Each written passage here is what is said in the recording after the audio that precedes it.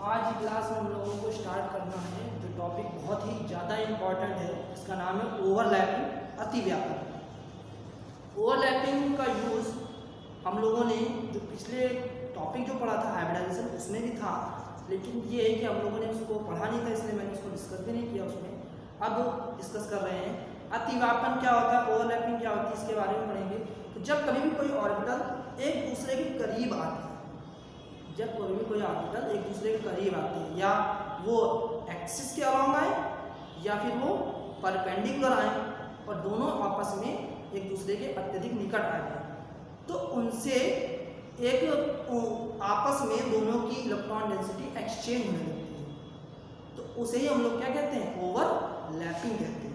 ठीक है, अब ये ओवरलैपिंग क्या होती है, दो टाइप की होती है। क्या मैंने बताया, when two orbitals comes together, then there is exchange of electron density takes place between these two orbitals and this phenomenon is called overlapping।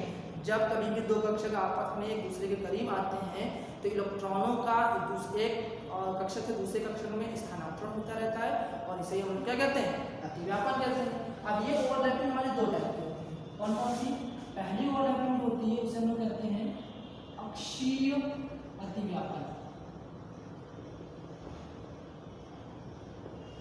ठीक है, इसको हम लोग कहते हैं एक्सियल ओवरलैपिंग,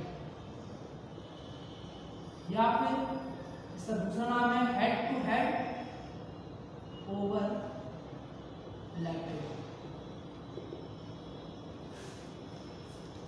कहने का मतलब है जब कभी भी दो ऑर्बिटल अलोंग द एक्सिस आए, अलोंग द एक्सिस मतलब ये कोई एक एक्सिस है, एक ऑर्बिटल इधर से आ रहा है, एक ऑर्बिटल इधर आके दोनों मिल गए।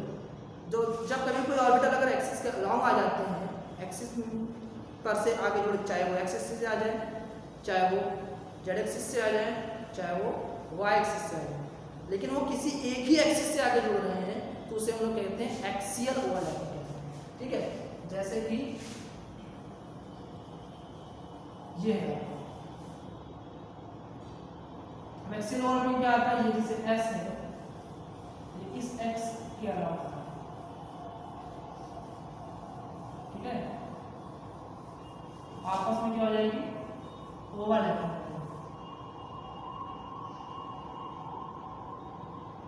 इसे कहते हैं एस एस ओवरलैपिंग। ठीक, फिर एक होता है कि ये एस है और इससे पी आगे ज्वाइन करता है।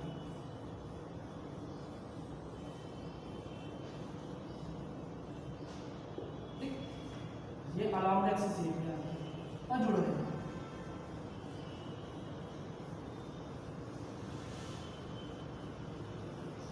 ये हमारा एसपी ओवरलैप। ठीक, फिर इसके बाद सारे एक्सियल के ही चल रहे हैं।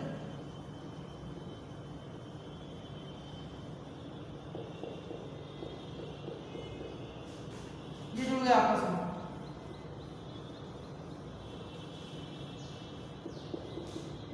ये हमारा पीपी ओवरलैप।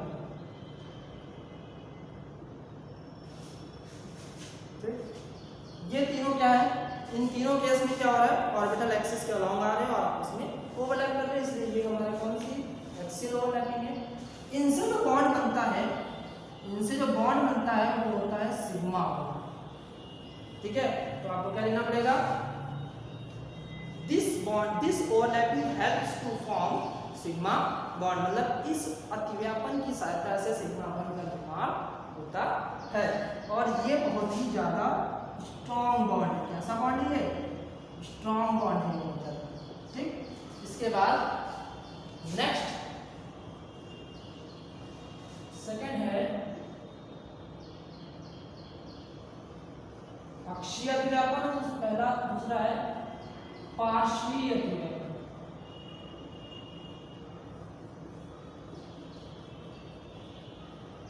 इसको हम लोग कहते हैं लेटरल ओवरलैपिंग,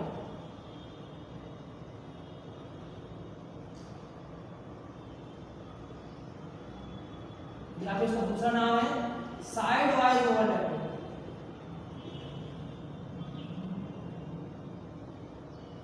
मतलब अब की बार दोनों जो ऑर्बिटल आएंगे वो परपेंडिकुलर टू द एक्सिस होंगे, ऐसे परपेंडिकुलर टू एक्सिस होंगे और ऐसे आके ओवरलैप करेंगे। ठीक, जैसे कि ये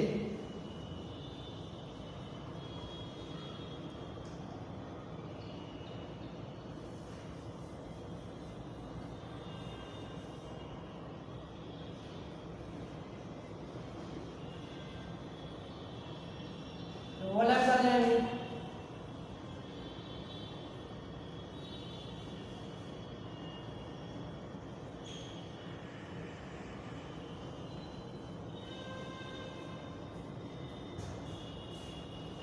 बॉन्ड बना उससे किसे कहेंगे पाई बॉन्ड। ठीक, तो साइड वाइज ओवरलैपिंग होती है उससे मोस्टली पाई बॉन्ड ही बनता है। तो जो साइड वाइज ओवरलैपिंग होती है इसमें ऑर्बिटल आपके परपेंडिकुलर आते हैं, तो जो बनता है वो हमारा कौन सा होता है, पाई बॉन्ड होता है। ये बॉन्ड जो होता है वो वीक बॉन्ड होता है किसके, सिग्मा बॉन्ड के कंपैरिजन में। मतलब pi bond is weaker then sigma bond. ठीक है, मतलब जो पाई बॉन्ड ये बनता है वो सिग्मा बॉन्ड से वीक होता है, इसलिए इसको बनने से पहले इसको बनना जरूरी है। पहले ये बनेगा, मतलब जो सबसे पहले बॉन्ड जो बनता है वो सिग्मा बॉन्ड होता है, उसके बाद जो बनता है वो कौन सा होता है, पाई बॉन्ड होता है। कोई अगर बॉन्ड ब्रेक भी होता है तो पाई बॉन्ड जल्दी ब्रेक हो जाता है। सिग्मा बॉन्ड को ब्रेक करने के लिए आपको ज़्यादा एनर्जी जरूरत पड़ती है।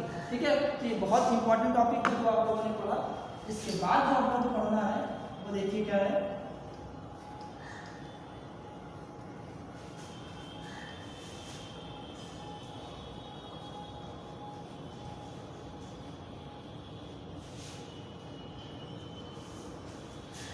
इसके बाद जो आप लोग पढ़ना है वो है हमारा वैलेंस बॉन्ड थ्योरी।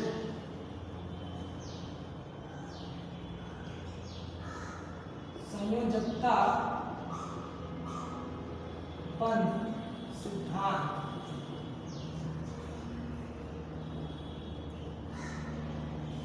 ठीक, अच्छा वैलेंस बॉन्ड थ्योरी की अगर हम बात करें तो दो साइंटिस्ट थे, पॉलिन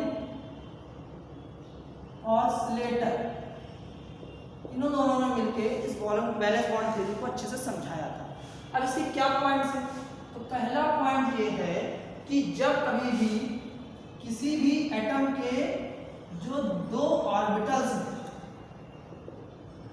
वो एक दूसरे के नियर आते हैं, मतलब पास आते हैं, तो उनसे जो उनमें क्या होती है, ओवरलैपिंग हो जाती है। ठीक है, मैंने क्या बताया, when orbitals of two atoms comes together then there is overlapping of orbital takes place। जब किसी भी दो परमाणु के ऑर्बिटल या कक्षक एक दूसरे के नजदीक आते हैं तो दोनों कक्षकों के मध्य अतिव्यापन हो जाता है। ठीक है, दूसरा यह है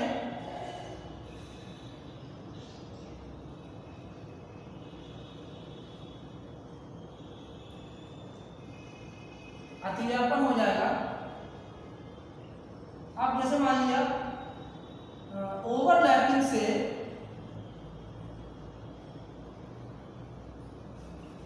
जो बॉन्ड बनेगा उनमें इलेक्ट्रॉन के पाए जाने की जो प्रोबेबिलिटी होगी वो मैक्सिमम होगी, वो मैक्सिमम होगी। मतलब इसका ये है कि the bond formed by overlapping of two orbital in which the probability of finding electron is maximum। मतलब उस ऑर्बिटल में इलेक्ट्रॉन जो पाए जाने की प्रोबेबिलिटी है वो क्या होगी, मैक्सिमम होगी। ठीक, अब तीसरा यहाँ पे ये है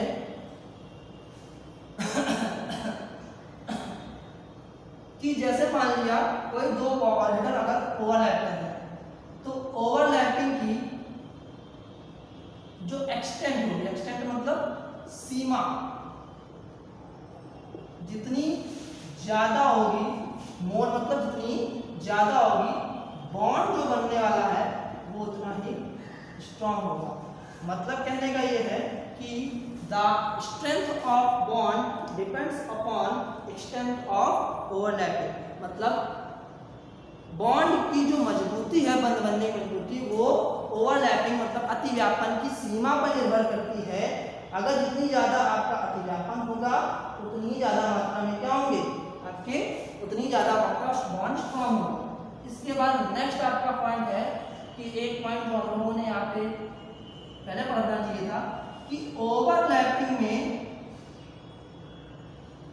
जो ये हमको पॉइंट अभी ध्यान आया, पॉइंट ये सेकंड होना चाहिए था।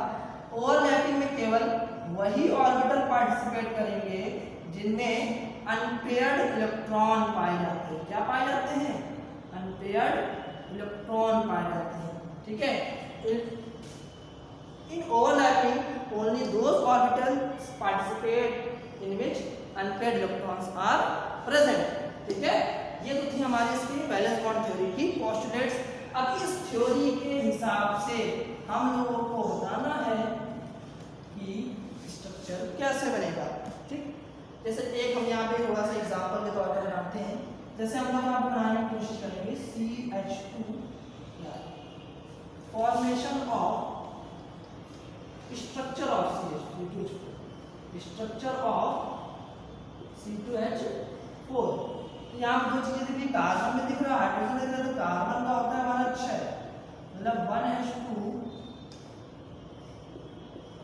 2H2, याद है कार्बन का मान होता है 6, 1H2 2H2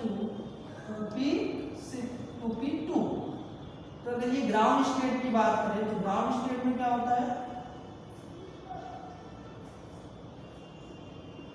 ये 2H2 है, 2P2 है, दो। लेकिन मैंने बताया था, ये आप लोग को क्लास 10 से भी पता है कि कार्बन की वैलेंसी 4 होती है। तो देखिए ऐसे वैलेंसी 4 नहीं शो करेगा, लेकिन जब कभी भी कोई बॉन्ड बनाने के लिए इसको ड्राइविंग फोर्स मिलता है तो ये तुरंत एक इलेक्ट्रॉन इधर शिफ्ट करके अपने आप को एक्साइट कर लेता है और वैलेंसी फोर्स शो करने लगता है। अब अगर हाइड्रोजन की बात करें, अच्छा हाइड्रोजन की बात चलो बाद में करेंगे। अब देखना यहाँ पे है कि कितने हाइड्रोजन ढूंढने हैं। अगर C2H को 4 हाइड्रोजन ढूंढने, तो 4 हाइड्रोजन का मतलब है कि दोनों एक ऑर्बिटल पे 2 हाइड्रोजन ढूंढने। ध्यान से सुनिएगा, 4 हाइड्रोजन ढूंढने मतलब एक ऑर्बिटल, एक कार्बन पे 2 हाइड्रोजन ढूंढने, बराबर शेयर कीजिए। अब एक कार्बन पे 2 हाइड्रोजन और दोनों कार्बन के बीच का भी एक बॉन्ड होगा, तो कम से कम आपको 3 आपको चाहिए होंगे बॉन्ड फॉर्मेशन के लिए। तो एक HCA और 3 PA, आप 2 PA आपस में जुड़ेंगे, तो मतलब 3 ऑर्बिटल आपके हो गए। और ये हाइड्रोजन कौन सा हो गया, ये आपका हो गया sp2 हाइब्रिडाइजेशन हो गया। ये एक ऑर्बिटल, ये दूसरा ऑर्बिटल, ये तीसरा ऑर्बिटल। ठीक, अब क्या होगा, हाइड्रोजन में क्या होता है, अगर हम हाइड्रोजन की बात करें, हाइड्रोजन 1 होता है तो ये 1s1, इसके तो ऑर्बिटल में एक ही इलेक्ट्रॉन होगा। तो हाइड्रोजन का यहाँ पे आ गया एक इलेक्ट्रॉन, दूसरे हाइड्रोजन का भी यहाँ पे आ गया इलेक्ट्रॉन। देखो ये दूसरे इलेक्ट्रॉन, दो अलग इलेक्ट्रॉन है, उसको हम अलग तरीके से दिखा रहे हैं, दिखाने का तरीका है। अब एक कार्बन, क्योंकि 2 हाइड्रोजन एक कार्बन से जुड़े होंगे और 2 कार्बन है ना, तो एक बॉन्ड उन दोनों कार्बन के बीच में भी होगा, तो वो ये रहा। हर एक कार्बन पे sp2 हाइब्रिडाइजेशन है, और हमने हाइब्रिडाइजेशन पहले इसलिए बता चुके हैं। हाइब्रिडाइजेशन में sp2 हाइब्रिडाइजेशन में क्या होता है, ट्राइगोनल प्लेनर ज्योमेट्री होती है, मतलब त्रिकोणीय समतली।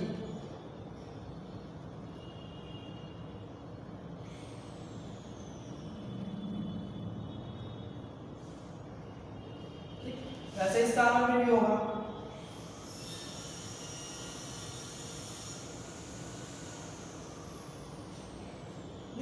तो एक इलेक्ट्रॉन इनका, इनका, ये इनका इलेक्ट्रॉन।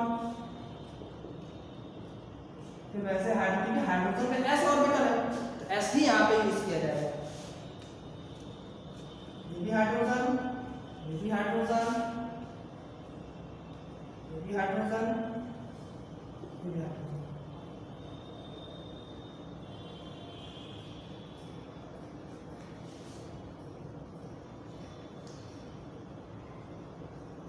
ठीक, इसके बाद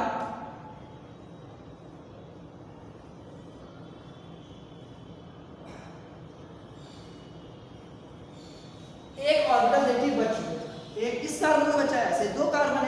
एक और कार्बन का ये ऑर्बिटल बचा होगा, तो 2 ऑर्बिटल बच गए जिन्होंने हाइब्रिडाइजेशन में पार्टिसिपेट नहीं किया। मतलब ये हमारे हैं अनहाइब्रिड ऑर्बिटल। तो ध्यान रखिएगा, किसी भी अनहाइब्रिड ऑर्बिटल को दिखाना होता है तो हमेशा परपेंडिकुलर दिखाते हैं, प्लेन के परपेंडिकुलर। ये हमारा 2 अनहाइब्रिड ऑर्बिटल है। अब ये देखो ये परपेंडिकुलर है, तो परपेंडिकुलर जो ऑर्बिटल करीब आएंगे तो कौन सी ओवरलैपिंग होगी? Side wise overlapping. मतलब इनमें होगी साइड वाइज ओवरलैपिंग। मतलब ये जो बॉन्ड बना है ये सिग्मा बॉन्ड है, लेकिन जो यहाँ बनेगा वो कौन सा बनेगा? साइड वाइज ओवरलैपिंग हो रही है। तो ये हमारा कौन सा बॉन्ड बना? Pi bond.